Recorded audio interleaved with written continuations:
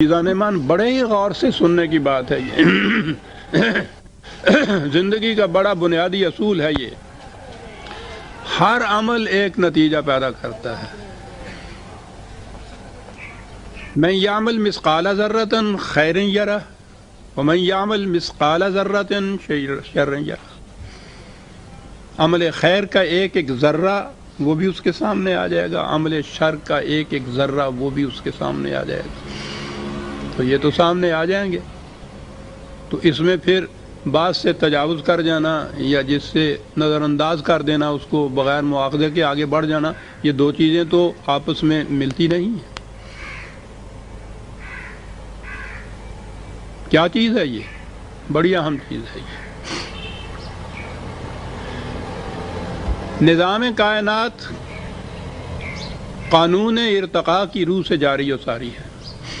ارتقاء کے معنی یہ ہیں کہ ہر چیز اپنے نقطۂ آغاز سے آگے بڑھتی ہے، مختلف منازل میں سے گزرتی ہوئی آگے چلی جاتی ہے. ہر منزل میں اس کا ٹکراؤ ہوتا ہے تخریبی قوتوں کے ساتھ. اگر اس شے کی تعمیری صلاحیت بڑھی ہوئی ہے، اس کے معنی ہیں کہ اس میں پاور آف ریزسٹنس یا قوت مدافعت زیادہ ہے، تو وہ تخریبی قوتوں کو شکست دے دیتی ہے اور وہاں زندہ بھی رہتی ہے، اور صلاحیتیں زیادہ ہیں تو آگے بڑھ کے ارتقاء کی اگلی منزل میں جا پہنچتی ہے. اس طرح سے وہ شاید جس کی صلاحیتیں اتنی زیادہ بڑھی ہوئی ہوں کہ وہ تخریبی عناصر کو شکست دیتی چلی جائے، وہ آگے بڑھتی چلی جاتی ہے تاں کہ وہ اپنے منتہا کو پہنچ جاتی ہے، جو کچھ بننا ہوتا ہے بن جاتی ہے. یہ ہے قانون ارتقاء جو جاری و ساری.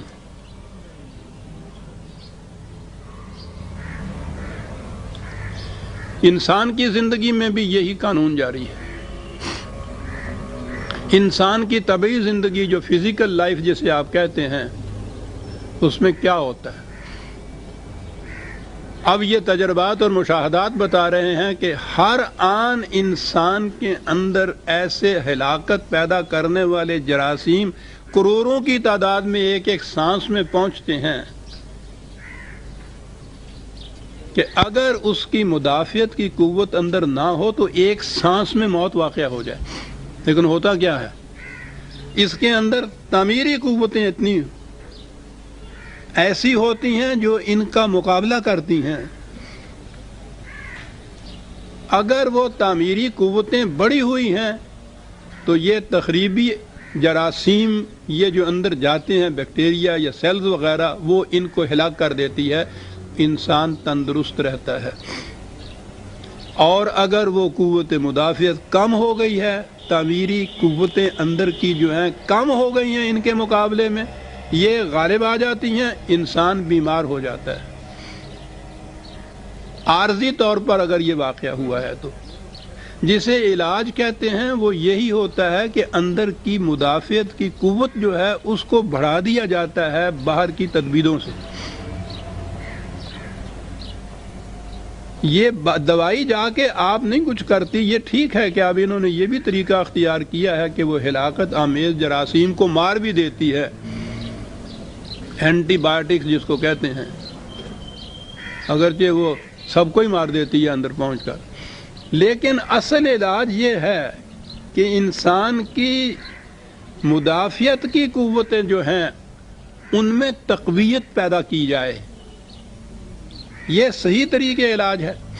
وہ خود مقابلہ کرے اور ان کو شکست دے، یہ تندرستی ہو گئی. لیکن بیماری میں اگر یہ قوتیں کم ہیں، عارضی طور پہ ہیں، تو صرف بیمار ہوتا ہے. اور اگر یہ قوتیں کمزور تر ہوتی چلی جائیں اور وہ غلبہ زیادہ حاصل کرتی چلی جائیں تو اس کا نام موت ہوتا ہے. جب انسان بیمار ہوتا ہے تو یہ نہیں کہ اس کے اندر مدافعت کی صلاحیت یا تعمیری قوتیں بالکل ناپید ہوتی ہیں، یہ نہیں ہوتا. ہوتی ہیں لیکن وہ کم ہوتی ہیں تخریبی قوتیں زیادہ ہوتی ہیں، موت بھی واقعہ ہوتی ہے تو اس وقت بھی یہ نہیں ہوتا کہ اندر کوئی تعمیری قوت ہوتی نہیں ہے، وہ اتنی کمزور ہوتی ہے کہ ان ہلاکت آفرین تخریبی قوتوں کا مقابلہ کرنے کے قابل نہیں رہتی، اس وقت بھی وہ کچھ ہوتی ہیں۔ یہ کیا چیز ہے؟ تعمیری اور تخریبی قوتوں کا ٹکراؤ ہر آن ہر سانس میں ہوتا ہے، خارجی کائنات میں بھی، انسان کی اپنی ذات میں بھی، انسان کی اپنی زندگی میں بھی۔ قرآن کریم نے عزیزان من 1400 سال پہلے کی بات ہے، آج کے سائنسدان قانون ارتقاء کو جو لائے ہیں تو انہوں نے کہا ہے کہ یہ بہت بڑا انکشاف ہے جو ہم نے کیا۔ قرآن کہتا ہے کہ انسان یا کائنات میں ہر آن میزان کھڑی ہے، ایک ترازو کھڑا ہے، وضع المیزان، اور ترازو کے تو 2 پلڑے ہوتے ہیں نا۔ وہ کہتا ہے کہ تخریبی قوتوں کا بھی پلڑا ہوتا ہے، تعمیری قوتوں کا بھی پلڑا ہوتا ہے۔ من ثقلت موازینہ فہو فی عیشۃ راضیہ، من ثقلت موازینہ فامہ ہاویہ۔ جس کا تعمیری قوتوں کا پلڑا جھکا ہوا ہوتا ہے وہ تندرست و توانا ہوتا ہے، وہ ہوتا ہے جو آگے بڑھنے کے قابل ہوتا ہے، وہ ہے جو جنت میں پہنچتا ہے۔ اور جس کا تعمیری قوتوں کا پلڑا اٹھا ہوا ہوتا ہے یعنی ہلکا ہوتا ہے، وہ ہے جو جہنم میں جاتا ہے، بیمار ہو جاتا ہے، موت آ جاتی ہے۔ یہ جو ہے ثقلت موازینہ اور خفت موازینہ، یہ ہے قانون ارتقاء۔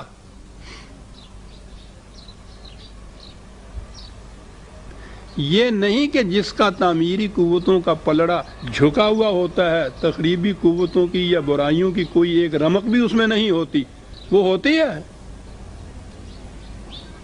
لیکن یہ جو ہیں یہ زیادہ ہوتی ہیں، قوت والی ہوتی ہیں، وہ ان کو شکست دیتی ہیں۔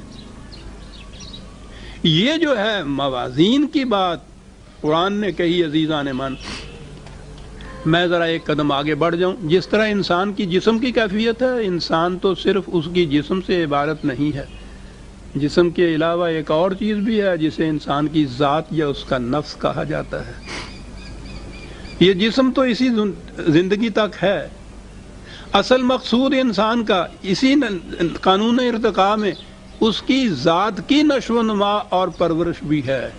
تو ہر عمل جو انسان کا ہے تبھی زندگی سے متعلق نہیں، بلکہ اس زندگی سے متعلق جسے ہم اس کے ذات کی زندگی یا اس کے نفس کی زندگی کہتے ہیں، اس کا ہر عمل اس پہ بھی اثر انداز ہوتا ہے، اس کے بھی پلڑے ہوتے ہیں۔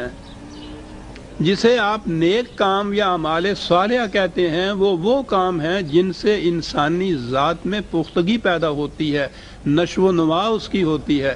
اور جسے آپ عمل شر کہتے ہیں، برائی کہتے ہیں، وہ ہیں جس سے اس کی ذات میں ضعف واقع ہوتا ہے، تخریب اور انتشار واقع ہوتا ہے۔ آگے بڑھنے والی مرنے کے بعد یہ آگے بڑھتی ہے۔ اگر اس کا تعمیری قوتوں کا پلڑا جو ہے وہ بھاری ہے تو یہ وہ ہے جو ارتقاء کی اگلی منزل میں پہنچنے کے قابل ہو جاتی ہے، اسے جنت کہتے ہیں۔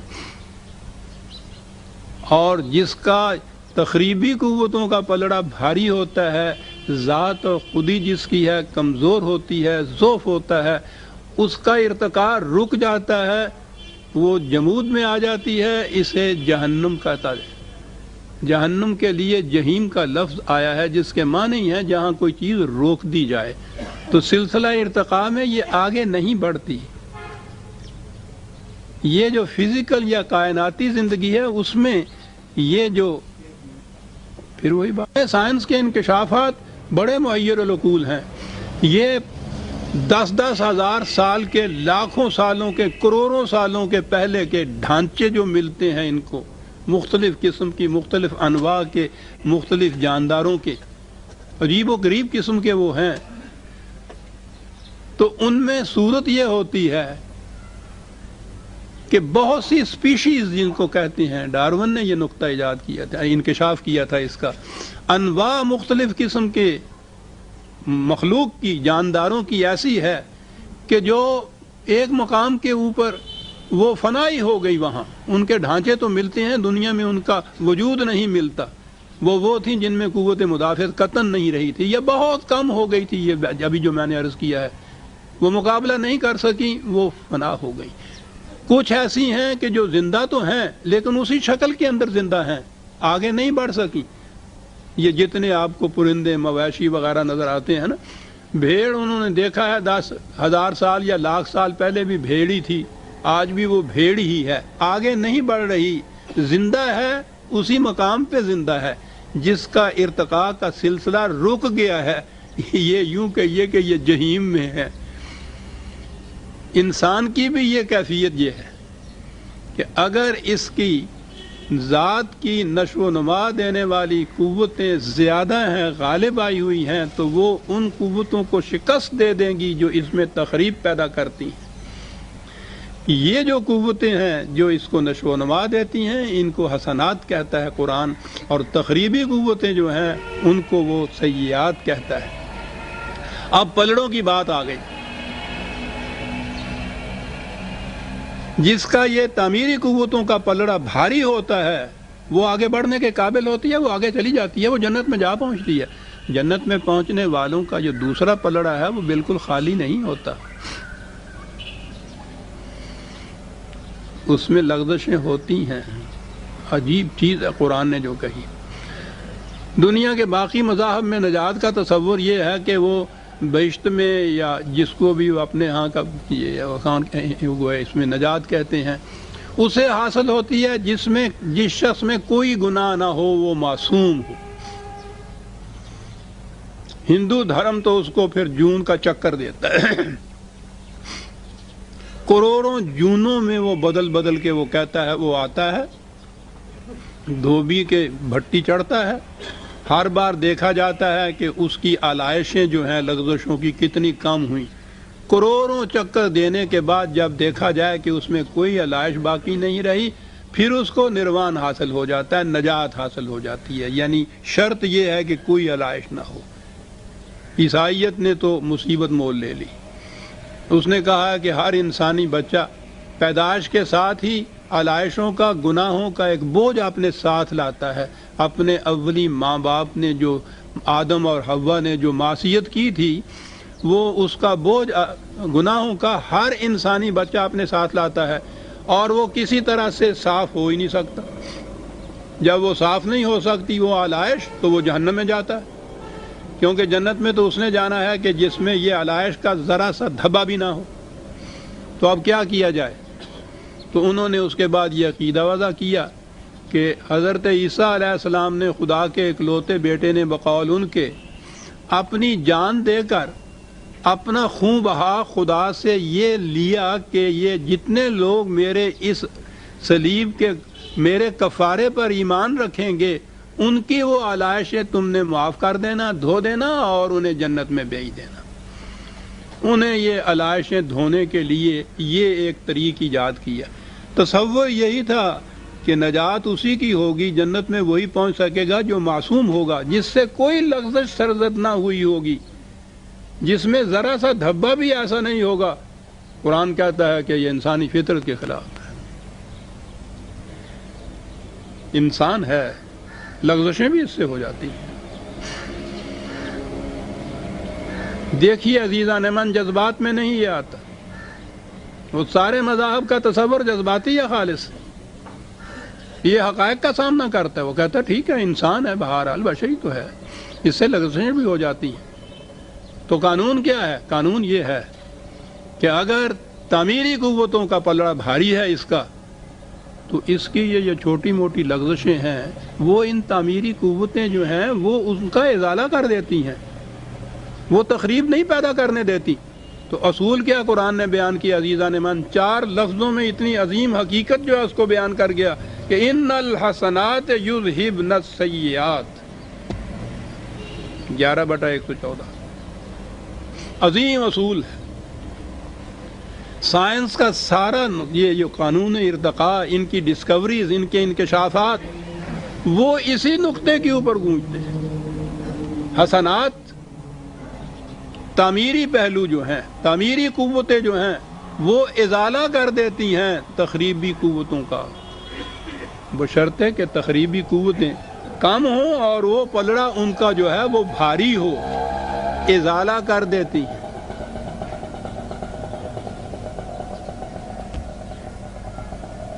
ایک عظیم انسانیت ساز کام کسی سے سرزد ہوتا ہے، چھوٹی موٹی لغزشیں جتنی بھی ہیں وہ اس کا ازالہ کر دیتی ہیں، وہ تخریب نہیں پیدا کرنے دیتی ان کو۔ وہ تعمیر اتنی بڑی وزنی ہوتی ہے کہ وہ ہلکی سی تخریب جو ہے اس کا ازالہ ہو جاتا ہے۔ یہ معافی نہیں ہے، یہ بخشش نہیں ہے، یہ ایک قانون کا تقاضا ہے، بشرطے کہ تعمیری قوتیں یا جن کو آپ نیکی کہتے ہیں اس کا پلڑا بھاری ہو۔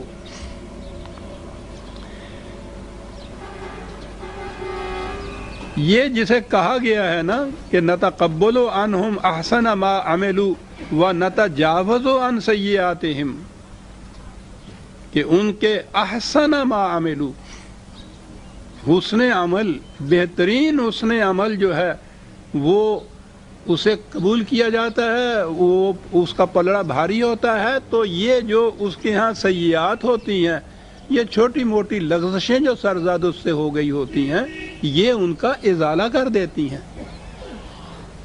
تو آپ نے غور فرمایا کہ اس میں معافی کا پہلو نہیں ہے، بخشش نہیں ہے، کسی قسم کی سفارش نہیں ہے، خالص قانون کی بات ہے۔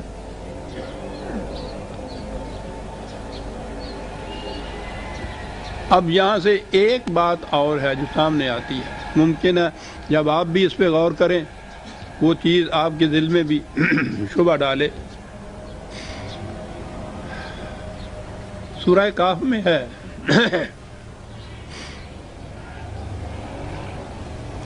18/105 آیت ہی میں سامنے لیا۔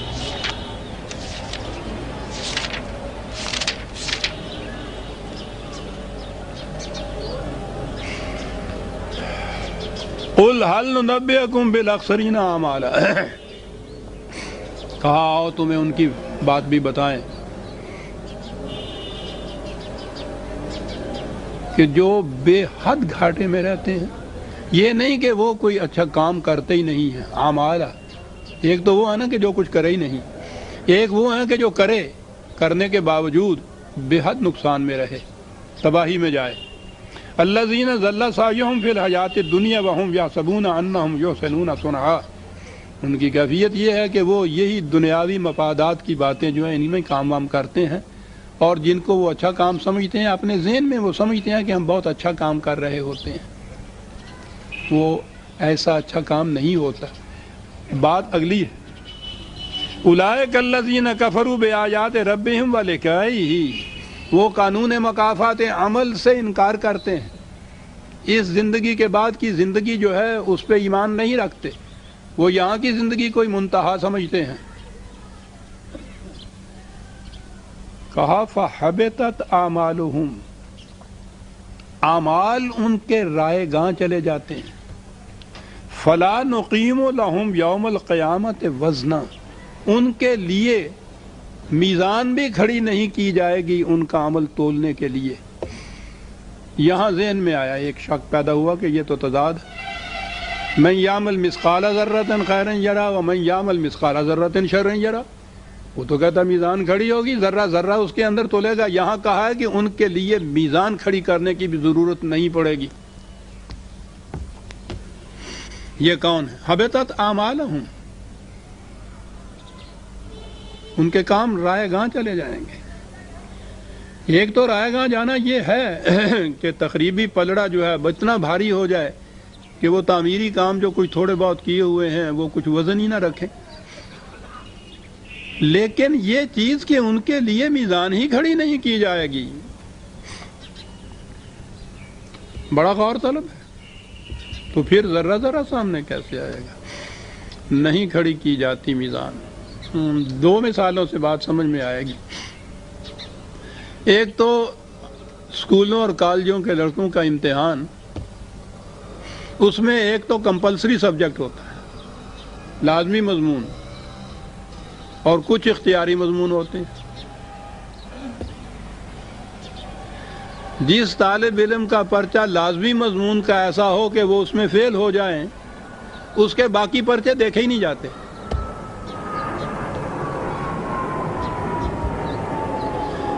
پاس ہونے کے لیے پاس مارکس ہوتے ہیں، اور وہ ہوتے ہیں اسی قانون ارتقاء یا قرآن کے یہ ثقلت موازین اور خفت کا 60% پاس مارکس۔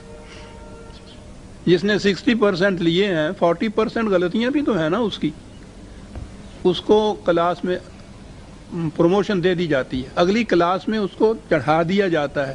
کیوں؟ اس کا جو اعمال صالحہ کا پلڑا تھا 60%، اس نے ازالہ کر دیا ہے اس کے 40% غلطیوں کا۔ وہ اس قابل سمجھا جاتا ہے کہ آگے اس کو چڑھا دیا جائے کلاس میں۔ لیکن اگر وہ کمپلسری سبجیکٹ میں فیل ہو گیا ہے تو اس کے باقی پرچے دیکھے ہی نہیں جاتے۔ اولئک حبطت اعمالہم، رائے گاں گئی اس کی ساری محنت۔ فلا نقیم لہم یوم القیامت وزنا، اس کے لیے میزان ہی کھڑی نہیں کی جائے گی کیونکہ کمپلسری سبجیکٹ میں فیل ہو گیا ہے یہ۔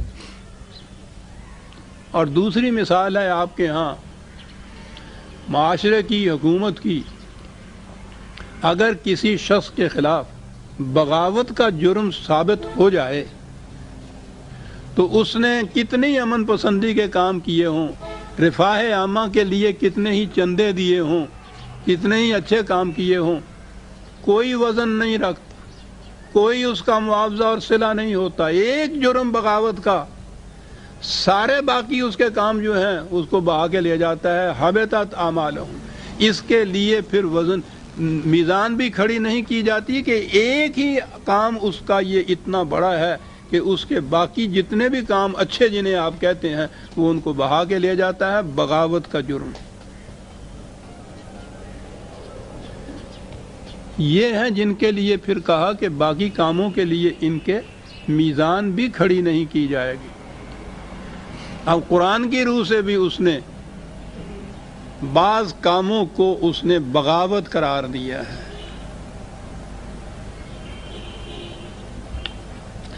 کمپلسری سبجیکٹ کون سے ہیں؟ جسے توحید کہتے ہیں، یہ زندگی کا یہ ایمان اور اس کے مطابق یہ مسلک کہ حق حکومت خدا کے سوا کسی انسان کو حاصل نہیں ہے۔ کمپلسری سبجیکٹ ہے، اس کو توحید کہتے ہیں۔ اور اگر خدا کی حکومت کے معنی ہوتے ہیں اس کے کتاب کی حکومت، اگر اس کے ساتھ کسی انسان کی کسی حکومت کو، قانون کو بھی شامل کیا جائے اسے شرک کہتے ہیں، قرآن اسے بغاوت کہتا ہے۔ وہ جو ہے نا کہ اور سب کچھ بخشا جا سکتا ہے، وہ لفظ میں بخشا کہہ رہا ہوں، لیکن شرک جو ہے جب وہ ہو جائے تو پھر باقی جتنے پرچے ہیں وہ نہیں دیکھے جاتے۔ یہ شرک کیا ہے؟ بغاوت ہے خدا کے خلاف۔ ایمان یا توحید یہ ہے کہ خالصتاً کتاب خداوندی کی حکومت قائم ہو، اس میں کسی انسان کے قانون کا کوئی ذرہ شامل نہ ہو۔ شامل ہوا تو شرک ہوا، شرک ہوا بغاوت کا جرم ثابت ہو گیا، بغاوت کا جرم ثابت ہوا تو پھر میزان بھی کھڑی نہیں کی جائے گی، سارے اعمال اس کے غارت چلے جائیں گے۔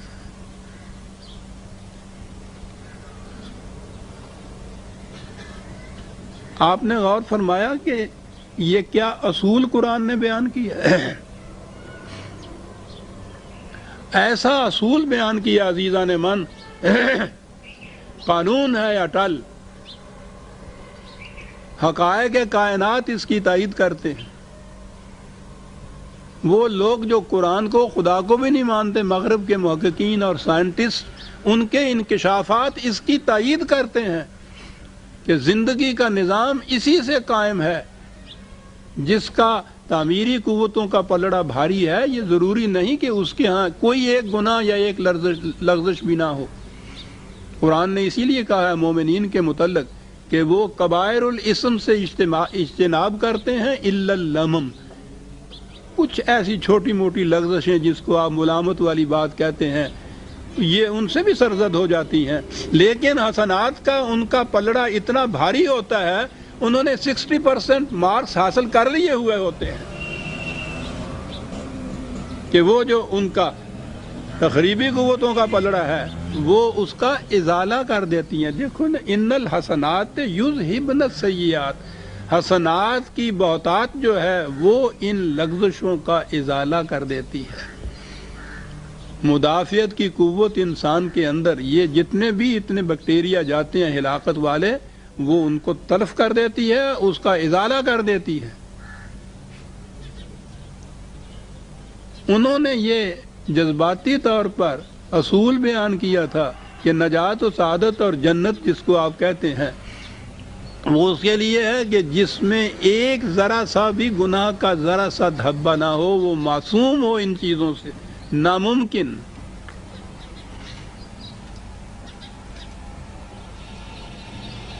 کائنات کے اندر بھی جو ان لوگوں نے تحقیقات کی ہے کہ جو انواع آگے بڑھی ہیں ارتقاء کی منزل کے اندر، یہ نہیں تھا کہ ان میں کوئی تخریبی قوتیں ان کے ساتھ نہیں تھیں، آگے وہی بڑھی ہیں جن کی تعمیری قوتیں غالب آئی ہوئی تھیں تخریبی کے اوپر۔ کوئی نو بھی ایسی نہیں مل سکی کہ جس میں کوئی بھی تخریبی قوت نہ ہو اور وہ آگے بڑھ گئی ہو۔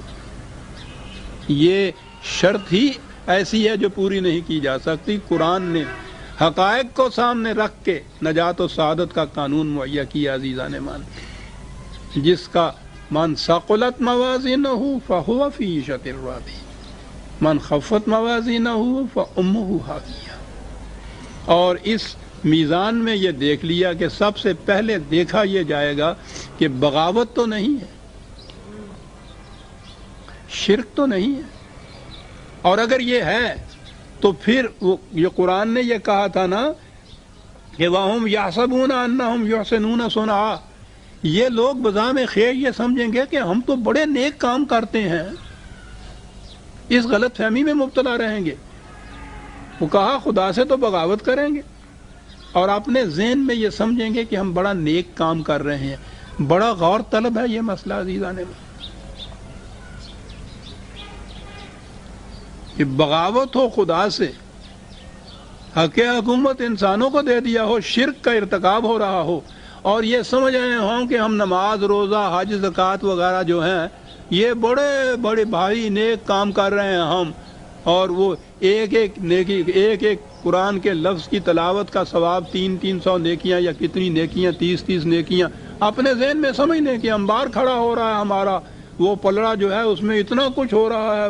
وہ کہتا ہے کہ وہ یحسبون انہم یحسنون صنعا، اپنے آپ کو اس غلط فہمی میں رکھیں گے کہ ہم تو بڑے نیک کام کر رہے ہیں، حالانکہ خدا کی بغاوت کے سامنے یہ نیک کام کوئی حیثیت نہیں رکھتے۔ تو پہلی شرط یہ ہے کہ کمپلسری پیپر جو ہے اس میں پاس مارکس لیے ہوں، پھر وہ جو اختیاری مضامین کے پرچے جو ہیں ان کے نمبر جو ہیں وہ ایڈیشن اس میں کر دیتے ہیں، اس کا وہ کیا کہتے ہیں جی، گریڈ ہوتا ہے، وہ فرسٹ نہیں، ڈویژن، اس کی ڈویژن مرتب کرتا ہے، لکل درجات مما عملوا، یہ مارکس اس میں ایڈ ہو جاتے ہیں تو ڈویژن تو بڑھ جاتی ہے اس کی۔ لیکن اگر کمپلسری سبجیکٹ میں فیل ہوا ہوتا ہے تو نہ کمپلسری کے نمبر ملتے ہیں، نہ یہ آپشنل کے نمبر ملتے ہیں۔ لا نقیم لہم یوم القیامت وزنا، ان کے لیے میزان ہی کھڑی نہیں کی جائے گی۔ عزیزان من، قرآن ہے، افسانے نہیں ہیں، ذہن انسانی کے جذبات نہیں ہیں، یہاں بخشش اور معافی کا کوئی سوال نہیں ہے۔ ایک ایک عمل اپنا نتیجہ پیدا کرتا ہے۔ اب اس نتائج کے لیے جو قانون ہے آپ دیکھتے ہیں، یہ قانون 1400 سال پیشتر، مذاہب کی دنیا تو اس سے پہلے ہزارہ سال سے یہ چیز مانتی چلی آ رہی تھی کہ وہ جب تک اس کی بخشش نہ ہو، معافی نہ ہو، سفارش نہ ہو، کفارہ نہ ہو، جا ہی نہیں سکتا وہ جنت میں۔ اس نے یہ بات بتائی کہ نہیں، یہ قانون فطرت کے خلاف ہے یہ چیز۔ قانون یہ ہے کہ مدافعت کا پلڑا بھاری ہونا چاہیے، حسنات کا پلڑا بھاری ہونا چاہیے، اور وہ اس صورت میں ہی ہے مارکس ملتے ہیں جب شرک کا ارتکاب نہ کیا جائے، بغاوت خداوندی نہ ہو، ایمان ہو اس بات پہ کہ ایک ایک عمل میرا نتیجہ خیز ہوگا، اس دنیا میں نہیں ہوگا، زندگی یہیں ختم نہیں ہو جاتی، آگے چلے گی، اور میں اپنے ان اعمال کے نتائج کو اپنے ساتھ لے کر آگے چلوں گا۔ اور فیصلہ کس چیز سے ہوگا؟ وہ اس بات سے ہوگا کہ تعمیری قوتوں کا پلڑا بھاری ہے میرا یا تخریبی قوتوں کا بھاری ہے، اس کے مطابق فیصلہ ہو جائے گا۔ اس میں معافی کی گنجائش نہیں، بخشش کا سوال نہیں صاحب، سفارش کا نہیں، وہ تو یہاں کے یہ جو بد نظمی ہے ہمارے یہاں کی، باطل کا نظام جو ہے آپ کے یہاں کا، اس میں ہوتی ہیں یہ چیزیں۔ تو جس طرح سے پھر لڑکے یہاں پاس ہوتے ہیں ہمارے ہاں، وہ تو ہمارے سامنے ہے نا۔ تو ہم نے اپنے ہاں کے باطل کے نظام کے جو اصول تھے وہ ہم نے اپنے ہاں کے دین کے اوپر بھی منطبق کر لیے کہ معافی بھی ہو سکتی ہے، کیا جانے دو صاحب، بخشش بھی ہو سکتی ہے، سفارشیں بھی ہو جاتی ہیں، اور پھر اس کے بعد تو اب رشوتیں بھی چلتی ہیں۔ یہ جو نذرانے ہوتے ہیں اور نیازیں آپ جا کے سکھ دے ہو جنہوں کہندے ہے گے نے، یہ کیا چیزیں ہیں؟ یہ رشوتیں دیتے ہیں نا آپ اپنے گناہوں کی معافی کے لیے۔ قانون میں اس کی کوئی گنجائش نہیں ہے، اور خدا بننا تو جچتا ہی اس کو ہے کہ جس میں جذبات نہ ہوں، صرف قانون کی روح سے وہ سارے فیصلے کرتا ہو۔ قرآن کا خدا یہ خدا ہے عزیزان من۔ تو جسے کہا وَنَتَجَاوَزُ عَنْ سَيِّئَاتِهِمْ، جس کے عام معنی کر لیے جائے کہ ہم ان کی برائیوں سے درگزر کرتے ہوئے آگے بڑھ جائیں گے کہ چلو ٹھیک ہے معروف حنست پولے، بالکل نہیں۔ نَتَجَاوَزُ عَنْ سَيِّئَاتِهِمْ کے یہ معنی نہیں، اس کے معنی یہ ہے کہ اس کے حسنات کا پلڑا اتنا بھاری ہے کہ اس پلڑے نے ازالہ کر دیا ہے تخریبی پلڑے کا، جو خفت موازین کی صورت جو تھی، فی صحاب الجنہ، یہ ہیں کہ جو جنت میں جانے والے ہیں۔ وعد الصدق الذی کانوا یوعدون، یہ تھا جو ان سے وعدہ کیا گیا تھا، اور اس کو وہ سچا سمجھ پائیں گے اپنے سامنے کہ واقعی سچا وعدہ تھا جو خدا نے کیا تھا۔ کمپلسری میں پاس ہو، 60% اوور آل مارکس بھی لے لے، یہ قانون ہے، اس میں کوئی سفارش نہیں۔ وہ کہا ہے کہ یہ بھی نہیں ہو سکتا کہ اس کا پرچہ گم ہو جائے، دوسرے کے مارکس اس کے مارکس دوسرے کو دے دیے جائیں، یہ نہیں ہوگا ہمارے ہاں۔ صدق ہمارا قانون، عدل جو ہے اس کو یہ سچا اپنے سامنے پائیں گے۔ یہ ہے قرآن کریم عزیزان من۔ ایک ٹکڑا آ گیا تھا، میں نے سمجھا یہ بڑا ضروری ہے یہ بتا دینا کہ قرآن کی روح سے نظام عدل کیا ہے، اور جسے آپ بخشش اور نجات کہتے ہیں اس کے معنی کیا ہیں۔ یہ ثقلت اور خفت موازین کا مطلب کیا ہے؟ لا نقیم لہم یوم القیامت وزنا، میں نے کہا تھا کہ بازار تضاد نظر آتا ہے کہ ذرہ ذرہ جو ہے تولے گا، اور یہاں کہا گیا ہے کہ ان کے لیے یہ میزان بھی کھڑی نہیں کی جائے گی۔ یہ کیا چیز ہے صاحب؟ تو یہ چیزیں ہیں عزیزان ایمان۔ قرآن کے ان مقامات کی 4 لفظ ہوتے ہیں، ہم پڑھ کے آگے بڑھ جاتے ہیں، آپ دیکھتے ہیں ان کے اندر کتنے کتنے بڑے حقائق پوشیدہ ہیں قرآن کے اندر۔ تو میں نے کہا یہ کتاب نیز چیزیں دیگر است، یہ کتاب نہیں ہے، یہ تو کچھ اور ہی ہے۔ آیتیں تو ہم 2 ہی لے گئے، لیکن میرا خیال ہے اللہ کا شکر ہے کہ ایک بڑا اہم مقام تھا جو سامنے آ گیا۔ سورہ الکہف کی آیت 16 تک ہم آ گئے، 17 سے ہم آئندہ